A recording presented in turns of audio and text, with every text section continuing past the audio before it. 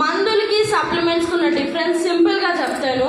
మందులు ఏం చేస్తాయంటే సిమ్టమ్స్ని తగ్గిస్తాయి, ప్రాబ్లమ్ని కాదు. మీకు ఏవైతే ఇప్పుడు ఆ ప్రాబ్లం వల్ల పెయిన్ వస్తుంది, పెయిన్ కిల్లర్ వేసుకుంటారు, ఆ పెయిన్ని మాత్రమే తగ్గిస్తుంది, సిమ్టమ్ని మాత్రమే తగ్గిస్తుంది ఇన్స్టెంట్గా.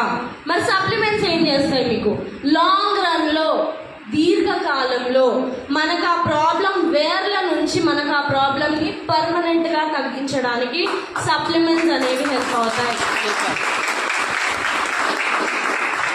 సో ఇక్కడ మనకి ఒక సైంటిస్ట్, క్యాన్సర్ని డిస్కవరీ చేసిన సైంటిస్ట్, ఈయన నోబెల్ ప్రైజ్ విన్నర్, ఈయన డాక్టర్ ఆటో వార్బర్. ఈయన మనకి ఏం చెప్తున్నారంటే, no disease including cancer can exist in an alkaline environment.